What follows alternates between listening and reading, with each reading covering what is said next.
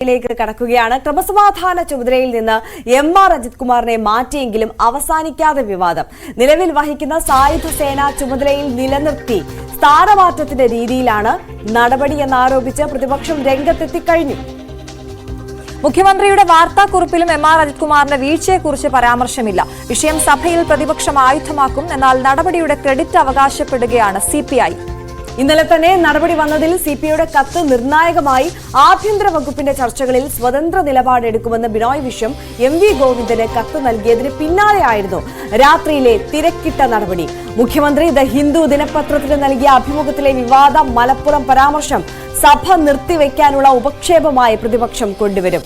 PR agency വിവാദവും സഭയിൽ ഉന്നയിക്കപ്പെടും. VV അരുണാണ് വാർത്തയുടെ വിശദാംശങ്ങളുമായി നമുക്കൊപ്പം ചേരുന്നത്. VV Arun, very good morning. നമ്മളിപ്പോൾ തുടക്കത്തിൽ സൂചിപ്പിച്ചതുപോലെ തന്നെ ADGPയെ മാറ്റിയ വിഷയം അത് തെറ്റ് അല്ലെങ്കിൽ തെറ്റ് DGPയുടെ അന്വേഷണ റിപ്പോർട്ടിൽ പരാമർശിക്കുന്നുണ്ട്. പല വിഷയത്തിലും ADGP ഇടപെട്ടത് ശരിയായില്ല, അന്വേഷണത്തിന്റെ രീതി ശരിയായില്ല. അതോടൊപ്പം RSS നേതാക്കളെ കണ്ടതിൽ അതിന് നൽകിയ വിശദീകരണത്തിൽ വീഴ്ച സംഭവിച്ചു. തൃശൂർ പൂരം അലങ്കോലപ്പെടുത്തിയ ആ ഒരു വിഷയത്തിൽ ഇടപെട്ട രീതി ശരിയായില്ല. അദ്ദേഹം അവിടെ ഉണ്ടായിട്ടും ക്രമസമാധാന ചുമതല വഹിക്കുന്ന ADGP ആയിട്ടും അദ്ദേഹം ഇടപെടേണ്ട രീതിയിലല്ല ഇടപെട്ടത്. അത്തരത്തിൽ വളരെ ഗുരുതരമായ പല പരാമർശങ്ങളുമുള്ള റിപ്പോർട്ട് തന്നെയാണ് സമർപ്പിച്ചിട്ടുള്ളത് എന്നുള്ളത് നമുക്കറിയാം. ദിവസങ്ങളോളം നീണ്ടുനിന്ന വിവാദമൊക്കെയാണിത്.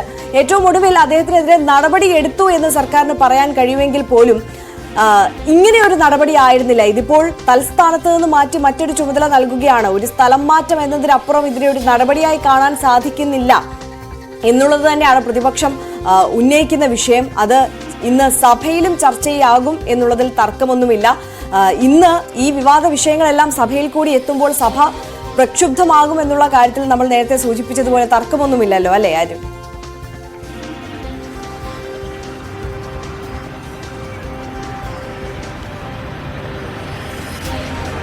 ആര്യ, എം.ആർ. അജിത് കുമാർ എന്ന തന്റെ വിശ്വസ്തനെ മുഖ്യമന്ത്രി മാറ്റിയത് മറ്റൊരു വഴിയുമില്ലാതെയാണെന്ന് വ്യക്തമാവുകയാണ്. അതുമായി ബന്ധപ്പെട്ട കൂടുതൽ കാര്യങ്ങൾ ഇപ്പോൾ പുറത്തുവരുന്നത്. കാരണം സാധാരണഗതിയിൽ ഒരു ഉദ്യോഗസ്ഥനെ നടപടിക്ക് വിധേയമായി മാറ്റുമ്പോൾ പാലിക്കേണ്ട ചില കീഴ്വഴക്കങ്ങളുണ്ട്. അല്ലെങ്കിൽ ആ വാർത്താക്കുറിപ്പിലും സ്ഥലംമാറ്റ ഉത്തരവിലുമൊക്കെ ആ കാര്യം ചേർക്കാറുണ്ട്. പക്ഷേ ഇതൊന്നുമില്ലാതെ സാധാരണ ഒരു സ്ഥലംമാറ്റം മാത്രമെന്ന് മറ്റുള്ളവർക്ക് തോന്നുന്ന തരത്തിലാണ് അജിത് കുമാറിന്റെ സ്ഥലം മാറ്റത്തെക്കുറിച്ച് അല്ലെങ്കിൽ സ്ഥാനമാറ്റത്തെക്കുറിച്ച് സംസ്ഥാന സർക്കാർ നിലപാട് വ്യക്തമാക്കിയത്. മുഖ്യമന്ത്രിയുടെ ഓഫീസ് പുറത്തിറക്കിയ വാർത്താക്കുറിപ്പിൽ എന്തുകൊണ്ട് അജിത് കുമാറിനെ മാറ്റുന്നു, സംസ്ഥാന പോലീസ് മേധാവിയുടെ അന്വേഷണം എന്നൊരു ഭാഗത്ത് പറയുന്നുണ്ടെങ്കിൽ പോലും എന്താണ് അജിത് കുമാർ ചെയ്ത തെറ്റ് അല്ലെങ്കിൽ കുറ്റമെന്ന് ആ റിപ്പോർട്ടിലെടുത്തും ആ വാർത്താക്കുറിപ്പിലെടുത്തും പരാമർശിക്കുന്നില്ല. മാത്രമല്ല ഉത്തരവിലും അജിത് കുമാറിനെ മാറ്റുന്നതിന്റെ കാരണങ്ങൾ 2 ഉന്നത ഉദ്യോഗസ്ഥരെ മാറ്റുമ്പോൾ സാധാരണ ഇറങ്ങാറുള്ള നടപടിക്രമങ്ങളുടെ ഭാഗമായ ഒരു ഉത്തരവ് മാത്രമായി അതിനെ കാണാൻ കഴിയും. അതായത് കഴിയുന്നതും വേദനിപ്പിക്കാതെ അജിത് കുമാറിനെ ക്രമസമാധാന ചുമതലയിൽ നിന്ന് തന്റെ വിശ്വസ്തനെ മുഖ്യമന്ത്രി മാറ്റുകയായിരുന്നു എന്ന് മാത്രമാണ് നമുക്ക് ഇക്കാര്യത്തിൽ പറയാൻ കഴിയുന്നത്. മാത്രമല്ല അദ്ദേഹത്തെ ബറ്റാലിയനിലേക്ക് മാറ്റി എന്ന് പറയുമ്പോൾ അതും ശരിയല്ല. അദ്ദേഹം നേരത്തെ 2 വർഷമായി ബറ്റാലിയന്റെ ചുമതല വഹിക്കുന്ന ADGPയാണ്. അതുകൊണ്ട് തന്നെ ആ ഒരു വാദവും നിലനിൽക്കില്ല. ഏതായാലും മറ്റൊരു വഴിയുമില്ലാതെ അജിത് കുമാറിനെ മുഖ്യമന്ത്രി മാറ്റിയിരിക്കുന്നു. ഒരു മുഖം രക്ഷിക്കൽ നടപടിയായി തന്നെ ഇതിനെ കാണാം. KPC അധ്യക്ഷൻ K. സുധാകരൻ പറഞ്ഞത് രക്ഷാപ്രവർത്തനം അജിത് കുമാറിനെ തന്റെ വിശ്വസ്തനെ മുഖ്യമന്ത്രി രക്ഷാപ്രവർത്തനത്തിലൂടെ മാറ്റിയിരിക്കുന്നു എന്നാണ്. അത്തരം പരിഹാസങ്ങൾ സർക്കാർ ഇനിയും കേൾക്കേണ്ടി വരും. ഏതായാലും ഇന്ന് സഭ അതിന്റെ പൂർണ്ണ തോതിൽ സമ്മേളിക്കുന്നതിന് മുമ്പ് അല്ലെങ്കിൽ സഭ എല്ലാ നടപടികളിലേക്ക് കടക്കുന്ന ദിവസമാണെന്ന്. അതിനു മുമ്പ് സർക്കാരിന് പറഞ്ഞു നിൽക്കാൻ സർക്കാരിനപ്പുറത്തേക്ക് CPIക്ക് മുഖം രക്ഷിക്കാനുള്ള നടപടിയായതിനെ നമുക്ക് വേണമെങ്കിൽ കാണാം. ഏത് സാഹചര്യത്തിലും ഇന്ന് സഭ സമ്മേളിക്കുന്നതിന് മുമ്പ് അജിത് കുമാറിനെ മാറ്റുമെന്ന് മുഖ്യമന്ത്രി പിണറായി വിജയൻ CPI സംസ്ഥാന സെക്രട്ടറിക്ക് ഉറപ്പ് നൽകിയിരുന്നു. ആ ഉറപ്പ് വിശ്വസിച്ചാണ് അദ്ദേഹം മുന്നോട്ട് പോയത്. ഇന്നലെ രാത്രി 7 മണിയോടുകൂടിയാണ് മുഖ്യമന്ത്രി സെക്രട്ടേറിയറ്റിൽ എത്തുന്നത്. ഞായറാഴ്ച അദ്ദേഹം ആ സമയത്ത് ഓഫീസെത്തുന്ന പതിവുള്ളതല്ല. ഏതാണ്ട് 40 മിനിറ്റ് അവിടെ തുടർന്നു. അദ്ദേഹത്തിന്റെ പൊളിറ്റിക്കൽ സെക്രട്ടറി അടക്കമുള്ളവർ ആ സമയത്ത് ഓഫീസിൽ ഉണ്ടായിരുന്നു. അവർ കൂടി കണ്ട ശേഷമാണ് അതിനുശേഷമാണ് മുഖ്യമന്ത്രി 7:40 മടങ്ങുന്നത്. 9 മണിയോടുകൂടി തീരുമാനം വരികയും ചെയ്തു. ഏതായാലും ഒരു മുഖം രക്ഷിക്കൽ നടപടി എന്നതിനപ്പുറത്തേക്ക് എം.ആർ. അജിത് കുമാറിനെതിരെ ശക്തമായ നടപടിയെടുത്തു സർക്കാർ എന്ന് പറയാൻ കഴിയില്ല. ആ നടപടി എടുത്തത് പോലും ഇത്രയധികം സമ്മർദ്ദമുണ്ടായപ്പോഴാണ്. ഇന്നലെയും CPIയുടെ സംസ്ഥാന സെക്രട്ടറി ബിനോയ് വിശ്വം CPMന്റെ സംസ്ഥാന സെക്രട്ടറി MV ഗോവിന്ദന് കത്ത് നൽകിയിരുന്നു. ഇന്ന് സഭയിൽ സ്വാഭാവികമായും ആഭ്യന്തര വകുപ്പുമായി ബന്ധപ്പെട്ട വിഷയങ്ങൾ ഉയർന്നു വരും. അങ്ങനെ സഭയിൽ ആ വിഷയം ഉയർന്നു വരുമ്പോൾ CPI MLA മാർ സ്വതന്ത്ര നിലപാട് സ്വീകരിക്കാൻ നിർബന്ധിതരാവുകയാണ്.